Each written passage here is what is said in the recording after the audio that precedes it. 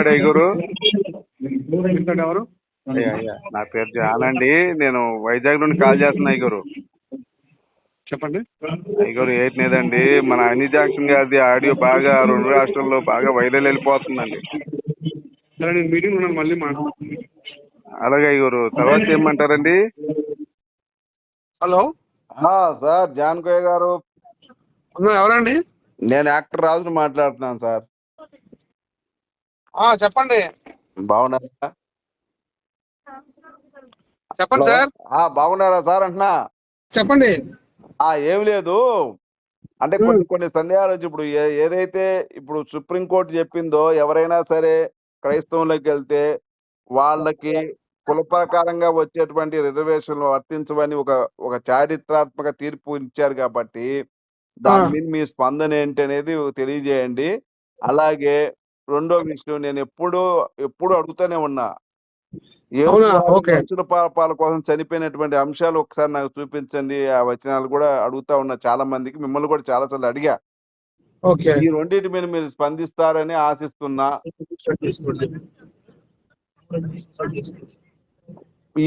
ఈ సుప్రీంకోర్టు తీర్పు మీద ఒకసారి స్పందించండి జాన్కోయ్య గారు. అలాగే మనుషుల పాపాల కోసం యేసు వారు చనిపోయినటువంటి అంశం, అంటే ఇప్పుడు ఉపమానంగా కాకుండా పర్ఫెక్ట్ గా, ఇదిగో యేసు వారు మనుషుల పాపాల కోసం చనిపోయాడు, ఇదిగో ఈ పిలాతు ఈ విధంగా మనుషుల పాపాల కోసం యేసు వారిని మనుషుల పాపాల కోసం అని ఆయన చెప్పి, సరే గానీ అవన్నీ ఎందుకు అంత పెద్ద క్వశ్చన్ చిన్నదడుగు, మరి అంత పెద్ద క్వశ్చన్ అది ఎలాగా? హలో, చెప్పండి.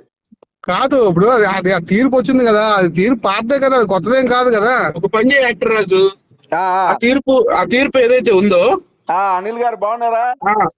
బాగున్నానండి. ఆ తీర్పు ఏదైతే ఉందో దాన్ని మంచిగా ఒక 100 GSM పేపర్ మీద ప్రింట్ తీసుకో, లామినేషన్ చేయించుకొని ముట్టికి తగిలించుకొని తిరుగు. ఇప్పుడు అది మీ ముట్టిగా తగిలిందిగా. అదే నువ్వు ముట్టికి తగిలించుకొని తిరుగు. అందరు క్రైస్తవులకి ఫోన్లు చేసి అడుగుతుంటావు కదా, నువ్వు ముట్టికి తగిలించుకొని ఊరంతా తిరిగి చూపిస్తా ఉండు, సుప్రీం కోర్ట్ అని. ఒరే పిచ్చోడా, ఎప్పుడో పాతదిరా, 1950లోనే ఆల్రెడీ వచ్చిన డిసిషన్ ని ఇప్పుడు మళ్ళీ చూపిస్తున్నారు. అంతేగాని దాని మీద స్పందించరా పంది. నేనేమన్నా అంటే, ఎవరికైతే మీరు బాప్టిజం ఇస్తారో వాళ్ళందరికీ క్రైస్తవ సర్టిఫికెట్లు ఇచ్చి వాళ్ళ రిజర్వేషన్ పోగొట్టి వాళ్ళ జీవితంలో గుంటి నాగరాజు సిగ్గులేనేదవా? అందులో కొత్తదే ఉందిరా, అందులో కొత్తదే ఉందిరా. అరే అందులో కొత్తదే ఉందిరా, పాతదే కదరా. నువ్వు ముందు ముట్టికి తగిలించుకొని తిరగరా దాన్ని. అరే ఇంతకీ రాముడు ఎక్కడ చూసి చచ్చిపోయాడు చెప్పరా? రాముడు క్రీస్తు పాపల కోసం చచ్చిపోయాడా, పాపల కోసం చచ్చిపోయాడా? అది కాదు, మీ కృష్ణుడు పాపల కోసం బతికి ఆఖరికి అడవిలో పొల్ల పుచ్చుకొని చచ్చిపోయాడంట. పొల్ల పుచ్చుకున్నట్టు చచ్చిపోతారు. చచ్చిపోతారా? నీ కాలుకి నేను పుచ్చుతాను రా పుల్ల, నీ కాలుకి నేను పుచ్చుతాను రా పుల్లత. నువ్వు బతుకుతావా చస్తావా చూస్తా. మంచిది, నువ్వే బతుకుతావు కాలుకి పుల్ల గుచ్చుకుంటే. అరే చచ్చిపోయాడు పుల్ల గుచ్చుకుంటే కాలుకి. అరే కాదురా, నదిలో దూకి చచ్చిపోయేదేంద్రా దేవుడు. నదిలో దూకి చచ్చిపోయేదేంద్రా? భాస్కర్ రాజు గాడు నా బ్రోకర్ గాడు. భాస్కర్ రాజు గాడు హిందూయిజం ని చెడగొట్టడానికి పుట్టినోడాడు. హిందూయిజం ని చెడగొడతానికి పుట్టినోడాడు. మీకు మంచి చేస్తున్నాడు అనుకున్నారు, ఆడు చేసేదంతా బ్యాడేరా పిచ్చోడా ఎదవా. అరే ఎర్రిపుక, ఎందుకు మారిపోయారు చెప్పండి రా. జాన్ కోయ్ గారు, హలో.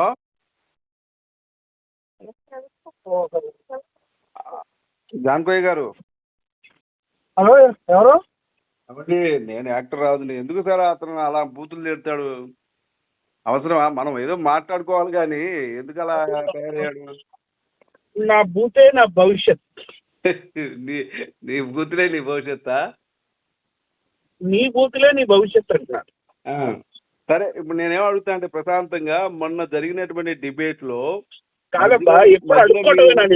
ఎందుకు పారిపోయారు అదొకటి కావాలి, సుప్రీంకోర్టు తీర్పు మీద మీ స్పందన కావాలి. అలాగే మీరు బాప్టిజం ఇస్తే జీవితాలు నాశనం అయిపోయినవు. చాలా మందికి ఇప్పుడు జాబులు ఉండవు, వాళ్ళకి రిజర్వేషన్ లేవు, వాళ్ళకి ఏదైనా పథకాలు రావు. మీ వల్ల వాళ్ళ జీవితాలు నాశనం అయిపోయినాయి. వాళ్ళకి మీరు ఏ విధంగా అండగా ఉంటారు? వాళ్ళ నష్టాన్ని మీరు ఎలా పూరుస్తారు? ఇది నా ప్రశ్న సార్. ప్రశాంతంగా చెప్పండి. ఫస్ట్ క్వశ్చన్, భాస్కర్ రాజు ఎందుకు పారిపోయాడు? అది భాస్కర్ రాజుని అడగాలి నువ్వు. రైట్? ఫోన్ లో మేము మాట్లాడేటప్పుడు మేము మాట్లాడుతూనే ఉన్నాము, ఫోన్ టక్కన పెట్టేసి పారిపోయింది భాస్కర్ రాజు. కాబట్టి భాస్కర్ రాజుని ఫోన్ చేసి, అరే యదవా, వాళ్ళు ఒకళ్ళకి ముగ్గురు చక్కగా మాట్లాడుతున్నారు కదా, నువ్వు ఎందుకు ఫోన్ పెట్టి పారిపోయావు అని చెప్పు. నీ వయసు ఎంత పంది మామూలు మాట్లాడు. కాదురా, వాడెంత పచ్చేదవా, నువ్వెంత పచ్చేదవరా? మీరు పచ్చేదవలైనా మేము కరెక్ట్ గా మాట్లాడట్లేదంటారా మీతోటి? కాదురా, మీరు పచ్చేదవలైనా కూడా ఫోన్ లే పాప మనం మాట్లాడుతున్నాం కదరా. మీరేమో అడుక్కు తినే ఎదవలు, ఎంతసేపు అడుక్కోవటమే మీ పని. నాకు ఈ డౌట్ ఉంది చెప్పు, నాకు ఆ డౌట్ ఉంది చెప్పు, నేను ఒకటి అడుగుతా, నేను ఒకటి అడుక్కుంటా, నాకు రూపాయి అయ్యా బాబయ్యా మాదా కోళ్ళని తల్లి అని అడుక్కుని వచ్చే ఎదవలు మీరు. మళ్ళీ మమ్మల్ని అనరా?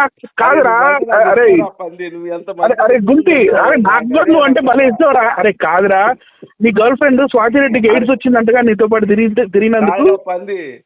మీ గర్ల్ ఫ్రెండ్ స్వాతిరెడ్డికి ఎయిడ్స్ వచ్చిందంట కదరా నీతో తిరిగినందుకు. స్వాతిరెడ్డితో మీ వీడియోలు చూసాను లేరా? అరే గుంటి నాగరాజు, నీ వీడియోలు చూసాను లేరా? నీ పెర్ఫార్మెన్స్ కూడా చూసాను లేరా? గుంటి నాగరాజు. కానీ నువ్వు ఆపు. సెకండ్ క్వశ్చన్ కి ఆన్సర్. సెకండ్ క్వశ్చన్ కి ఆన్సర్. అరే సెకండ్ క్వశ్చన్ కి ఆన్సర్ ఇంద్రా పచ్చదవా. అరే ఎదవా, నువ్వు ఆడికి చెప్పావరా? అరే ఎదవన్నర ఎదవా పచ్చి ఎదవా ఇంద్రా. అరే నీ మొహం మాత్రం నా మడ్డలా భలే ఉంటుందిరా. నా ముడ్డిలా ఉంటావురా నువ్వు, కరెక్ట్ గా అట్లానే ఉంటావురా.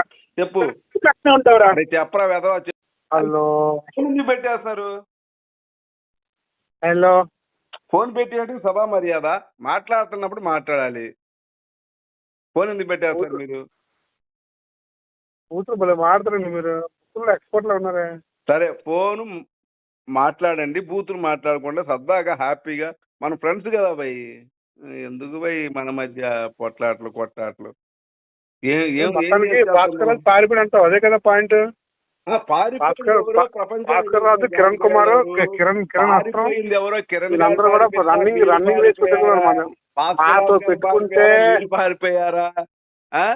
కాపరి పాడిపోయాడా, మీరు పాడిపోయారా? అది ప్రజలకి, హిందువులకి, పారిపోయాడు, ముస్లింస్ కి అందరికి తెలుసు.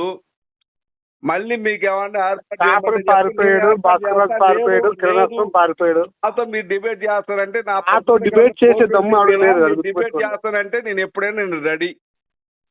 మాతో డిబేట్ చేసే దమ్ము, ఆ స్టేటస్ ఎవరికి లేదు. తెలుగు 2 రాష్ట్రాల్లో ఎవరో డిబేటర్స్ అంటే మేము ముగ్గురే. తెలిసిద్దబ్బా, బాత్రూముల్లో కూర్చొని త్వరలు కొట్టుకుంటే ప్రపంచానికి తెలియదన్నా. నీ దమ్మేందో నా దమ్మేందో రా. డౌట్ అలా సబ్జెక్ట్ కి వెళ్దాం. కానీ గిల్గమేష్ అన్నాడు కదా, గిల్గమేష్ అందులో ఏముందిరా, శక్తి ఎలా ఉంటుందో చెప్పరా అంటే చెప్పలేటాడు. కాదు, ఇప్పుడు ఒక అంశం ఉంది. అంశంలో గిల్గమేష్ అడిగాం, క్వశ్చన్ అడిగాం. గిల్గమేష్ వాడు ఎలా కట్టారు బాబు, ఎలా ఉండదు, షేప్ ఎలా ఉండదు చెప్పరా అంటే అది చెప్పలేదు. అది కథ ఏంటో చెప్పకుండా అప్పుడు కదా మనం కంపేర్ చేస్తాం. జానకయ్య గారు, నేను చూసింది చెప్తా. వాళ్ళు ఏమన్నారు, ఈ అంశాన్ని మనం తర్వాత మాట్లాడుకుందాం అని అంటే వాళ్ళు అన్నారు. మీరు కూడా నెక్స్ట్ ఎపిసోడ్ లో ఈ అంశం గురించి మాట్లాడదాం అన్నారు.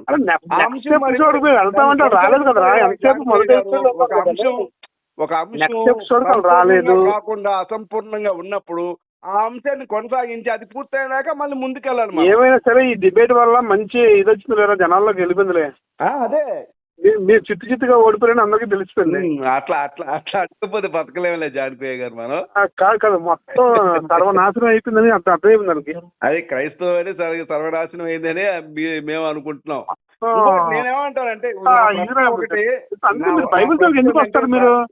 గ్రంథాలు ఉన్న చెత్త చదవరు చెప్పండి.